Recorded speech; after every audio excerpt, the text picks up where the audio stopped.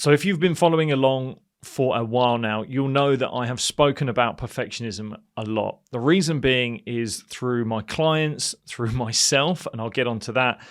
The theme of perfectionism rears its ugly head more than I've ever seen before. The world we live in is telling us to do, be, sound a certain way. The pressures that we're being put under are immense, and really, especially for young people, I've never seen it like this before, where this idea of wanting to be perfect, wanting to get things right all the time, not willing to mess up and be human at the end of it, has ever been like it is right now. So I thought it was important to do an episode like this. And when I put out a vote for themes on the podcast that people wanted to talk about, this one came back with some real high percentages, because I just think this is something that people want to figure out a little bit more. So this need for being imperfect, I have felt this myself pretty much my entire life. Throughout my studies and my master's right now in performance psychology, I was able to do a assignment on myself, and I actually chose to do this assignment on myself because I wanted to delve into my own perfectionism.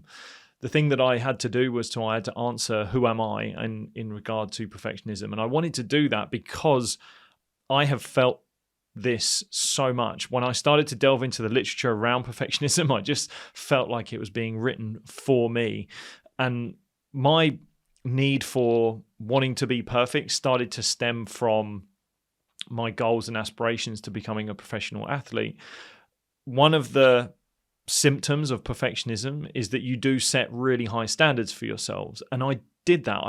Growing up, I set those standards. I wanted to create a goal that I wanted to achieve higher than other people's that were around me. And I was willing to do a lot to go after it. Now, where those drives came from is a cavern of reasons. And that is from expectations of others, my relationship with my parents, my relationship with my friends and everyone around me, loads of different things, as well as social pressures, as well as this idea of what social prescription was being put onto me of perfectionism. And I would focus so much on what I didn't have. I would focus so much on what I wanted to get done. I also had a sense of needing to be perfect through my body image. With my condition, if you've heard my story and having my condition, this sense of having to have a better body because I felt imperfect. I felt my body wasn't good enough. I felt that I was lacking in something. So I was looking for recognition elsewhere. And when I would look for that recognition, that is another byproduct of perfectionism. I would look for that recognition in others, and I felt I wasn't worth enough, and I felt that I needed to be more in order to be enough. I needed to achieve something in order to get somewhere. So I was not willing to accept my condition for what it was. I felt so much when I was around people, especially when I was on the beach or when I was in a swimming pool, I would not be willing to accept my condition. And I knew deep down I couldn't change anything. I could only make myself fitter, stronger in a certain parameter, but I couldn't change how this was. I couldn't change how my condition manifested itself. I couldn't do anything about it. I was literally given these cards and I had to figure out how to play them. So when I eventually got to a stage where I changed my mentality around that, and I'll get onto this later on in the show, I began to accept a lot more. I began to accept that I couldn't change a lot of the factors that I was focusing on. And if you've again heard me before, you'll recognize that anxiety and stress and frustration comes from this idea of trying to control something that you want to control, but not being able to control it. Essentially, we can't control so many different things in our lives, but when we try to control them and we want to control them, that's when anxiety, that's when fatigue, that's when this stress hits us in our lives, because we're trying to control something that we cannot control. When I recognized that and I was willing to accept it, I could then start to move past it. So why are we afraid to be imperfect? Most of it comes down to our ego. Our ego is telling us to protect this image of ourselves.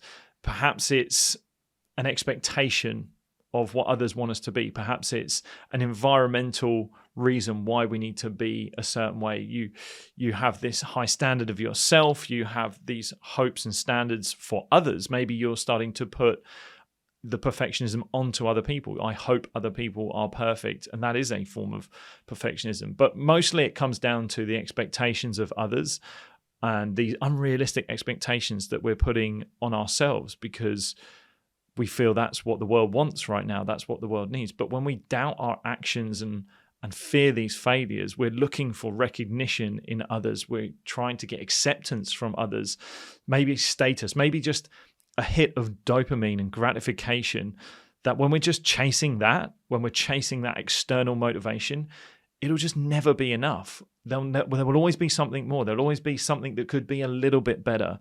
When you chase after these external motivations, there's just never an end goal because there's always something, I could have done it better, I could have done it better. And that's your own high standards driving that. But again, this feeling of it just never being enough.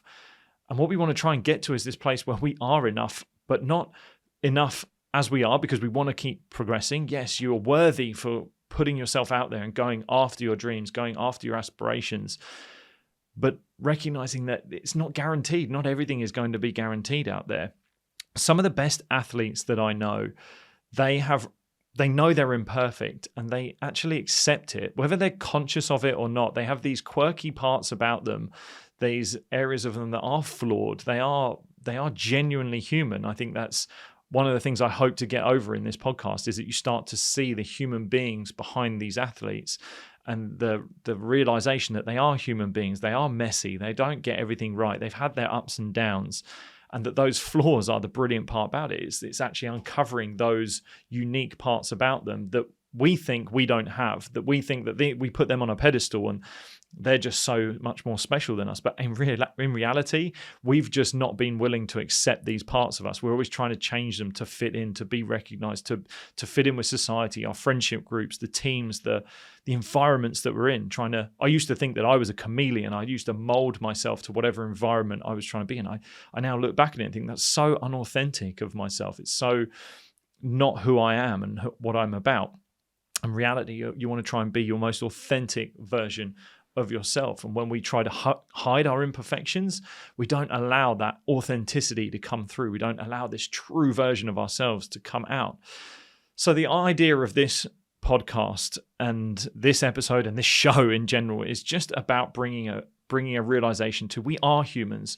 We're going to get some shit wrong, and that's okay. It's okay to be messy. It's okay to be human. Permission to be imperfect. Our society is trying to tell us to be perfect, to hide our flaws, our imperfections, but that's where the good stuff is. If you think of some of your most endearing comedians, maybe some of your favorite actors or athletes, they have this kind of self-deprecation about them. They are humble, and the humility that they show is built around that they are human, they are imperfect, they do get things wrong. They recognize I'm not perfect today. That wasn't perfect, but I'm human. I'm just like you guys, and I'm willing to give it another crack. And they use humor to connect with us in that way. And that self-deprecating humor, that is where a beautiful imperfection lies. And think about some of the relationships you have with your friends, and when you're really taking the mick out of just your little imperfections, that's where the gold is. You connect the most with each other through those imperfections. So it's remembering that. But for some reason, when we put ourselves out there in the world, we feel we need to be perfect. I have felt that with this podcast, and I feel I'm getting there. I'm 151 episodes in now, and I'm actually now just starting to feel like I can start letting myself go. I don't know why. I don't know how. Maybe it's because of the way in which I've tried to present this, but I think I've started to really connect with the fact that I'm just going to throw myself out there. I'm just going to throw the real ugly sides of me, or just not even the ugly sides, but just the weird parts of me, the characteristics I am. If I've just recently started doing Coffee Club on Instagram, and that's going live, and it's just so unfiltered, right? It's not scripted. It's not planned in an ultra detailed way, but it's being me. And I've loved doing that because I can just start to bring out my personality, and my friends have been messaging me going, this is Lewis, this is who he is. And I'm trying to bring more of that into the show, but it takes time. It has taken time. And I don't expect this episode to be the thing that's going to give you a silver bullet and suddenly you're going to just start to get rid of all of these egotistical, perfectionistic tendencies that you may be holding. The hope is that you start to recognize the journey you can take yourself on to get to that place you want to be. Maybe it does take this episode. Great if it does, but it's not going to necessarily be that silver bullet. So it's a work in progress. And I know it's been a work in progress for me. And it's something that you may even have to continuously work on a day-to-day basis, because there is so much noise out there. There's so much noise telling you what to do, to sound like, to be like. So I want to move on to some exercises that I think could really help with starting to embrace imperfection and starting to give yourself the permission to be imperfect. So having a look around and what I've seen with people I've worked with, what I've experienced, what I've even read, especially in some of the literature, one way which I think we can start to overcome perfection is literally in self-acceptance. It starts with acceptance. So what I want you to do is start to write down, and you can pause the podcast, you can do this at the end of the podcast, whatever you want to do, is learning to accept what is, what has been, perhaps what you can't control, is going to be one of the starting points for recognizing what you can focus on in order to overcome this imperfection and essentially the person you want to be past where you're currently at with not being able to accept imperfection. So our imperfection is our reason for trying to be perfectionist is our inability to accept something coming forward. So it could be a failure, it could be an action that you're about to take, it could be the expectations of others, what other people will say about you, our willingness to not accept that that is a possibility in life. So the first thing I want you to write down is your non-acceptance list. What is it that I'm not accepting right now? What are the things that I am really not able to kind of get over? This cathartic process of just writing this down is going to give you a list of things that you've recognized that I'm just not accepting those. And again, if you've previously listened to me, throw it through the equation of literally, can I control this? Is the thing that I'm not willing to accept, can I control it? If it is something you can control, great, take action. If the answer is yes, great, go after it, take some action. If it's no, I can't really do it, then that's where we're going to have to accept it. These are some things that you're going to put on your second list, which is what do I need to accept? Again, looking at it, going, can I do anything about it?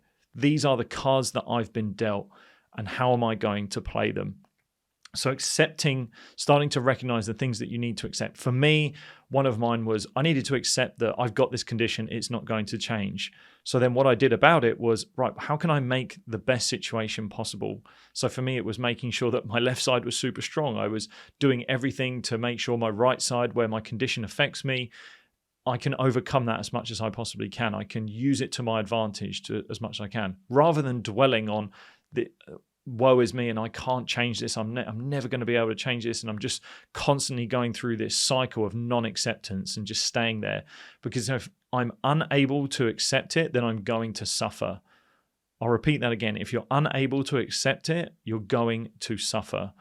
And just constantly beating yourself up with this non-acceptance, you will suffer the consequences of that and you will not be able to get out of it.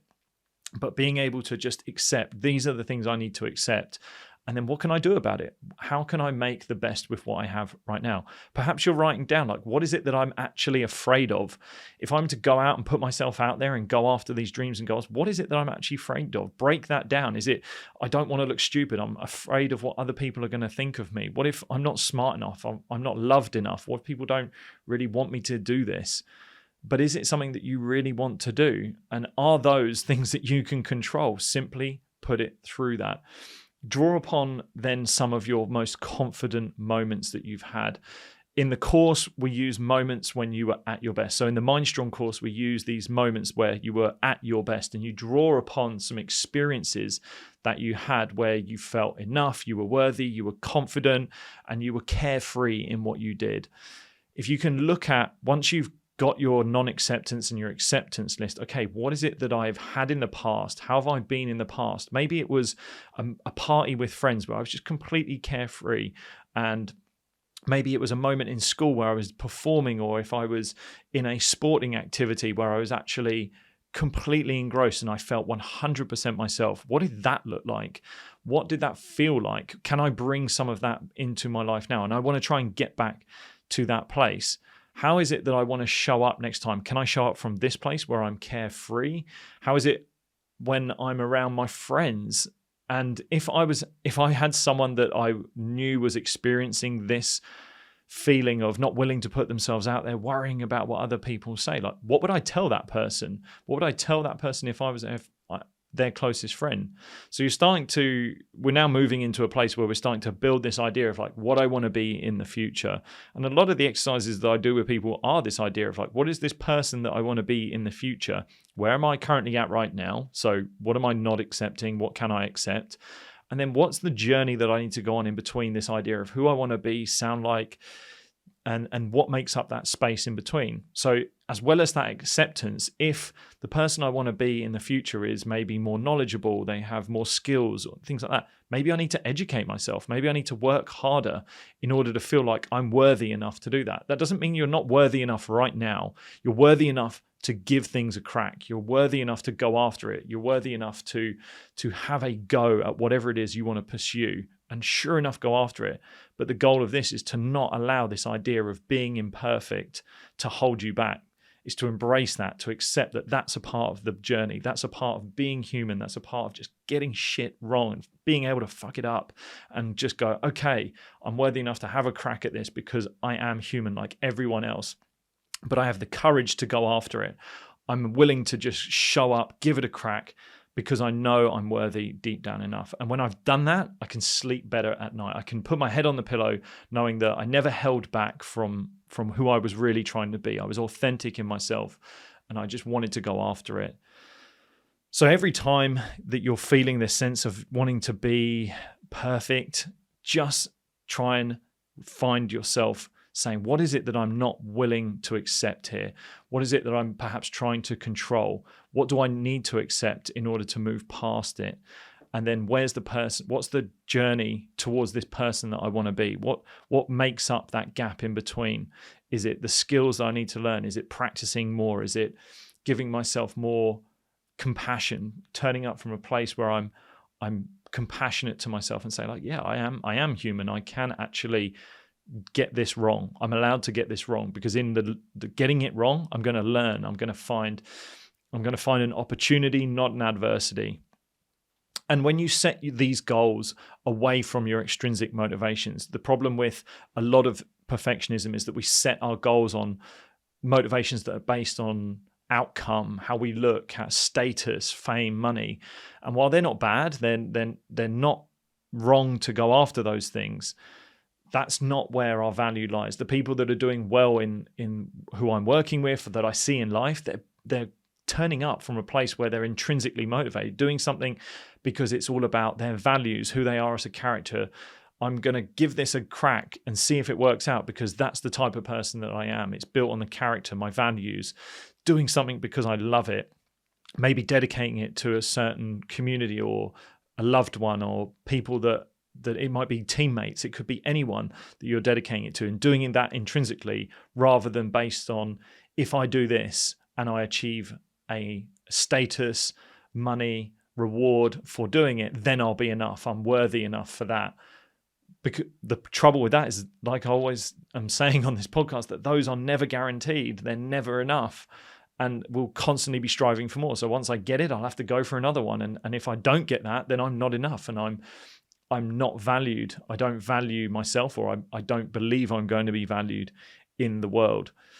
So how do we start to move to a place where we bring out this form of ourselves in the moment? Because it's all well and good, and you may be saying, Lewis, great, I'm writing down what I'm accepting, what I'm not accepting, the journey I need to go on. But in the moment, we need to start to bring some courage. We need to be strong in the moment in order to start to embody this person that we want to be.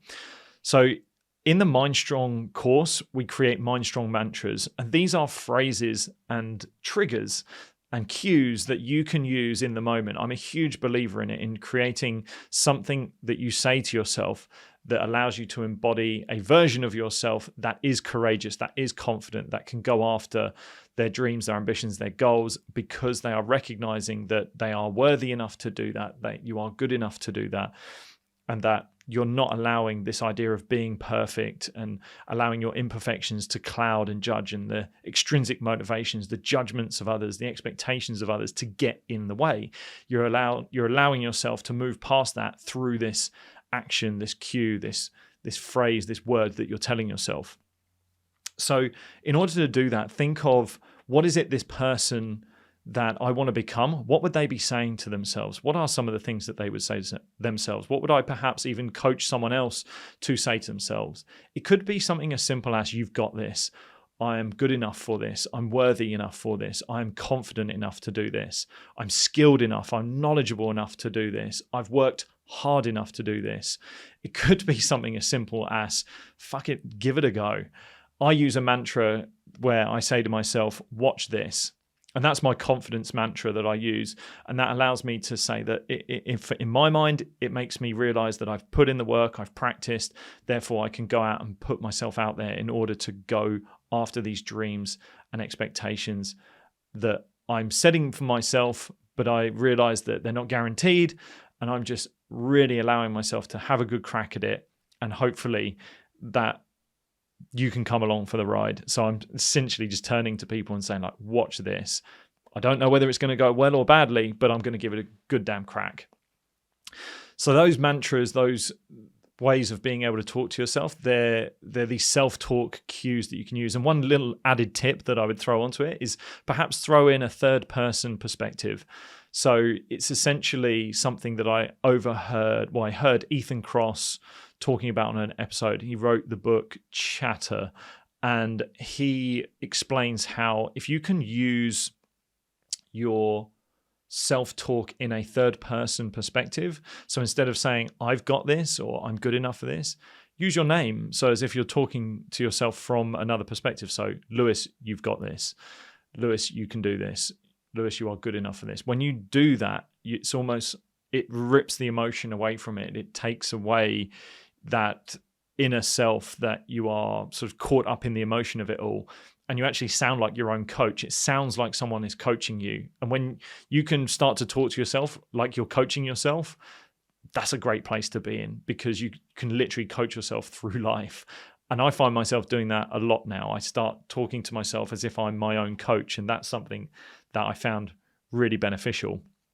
So give that a go. Try at finding what your Mindstrong mantra could be. And if you don't know, then head over to the Mindstrong course. The link is in the description of this podcast. So feel free to go and give that a crack. It's a 25 exercise course that will take you through 3 mindsets of confidence, resilience, and perspective, and then a game plan at the end that brings it all to life.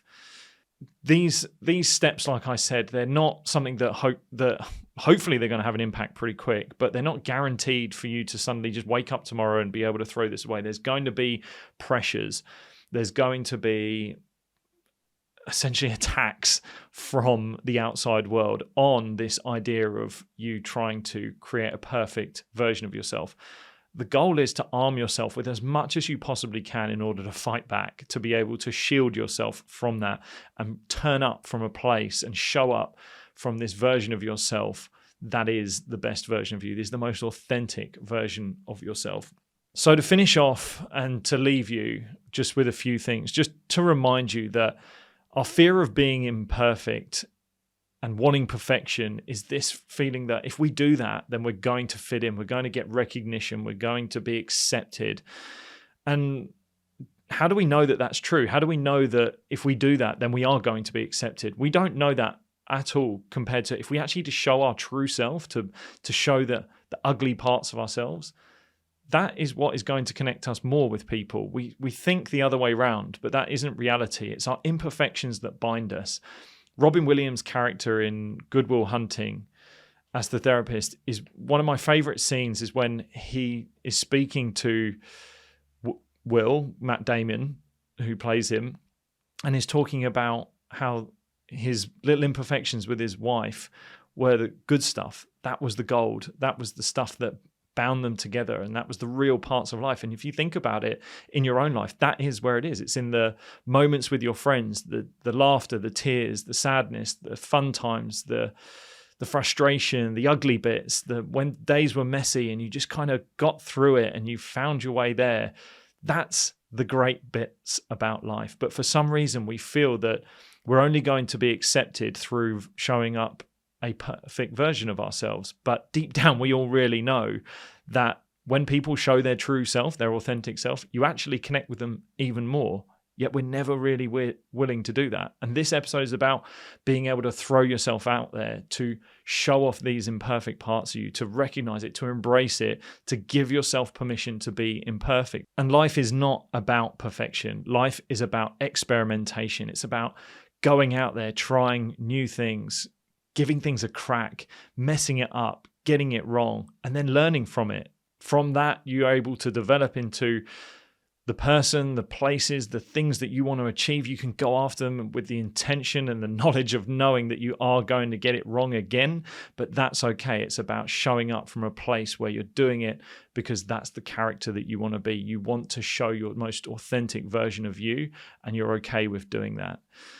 So hopefully this episode has given you something to think about, whether it's in those exercises or just something that may have come up in this show. And I really do hope that you can go out there and show these beautiful parts of yourself that are going to help you be the best authentic version of yourself, because this topic is a huge one. It's something that really I think the world needs to start considering more, because for some reason we know it, but we're not able to show it. So that's all I've got for you. As always, reach out to get in touch, whether that's over on Instagram at Lewis Hatchett, whether that's the website lewishatchett.com. Don't forget to subscribe to this podcast on whatever channel you listen to. It really does make a difference just by simply hitting that subscribe or follow button on whatever you're following on.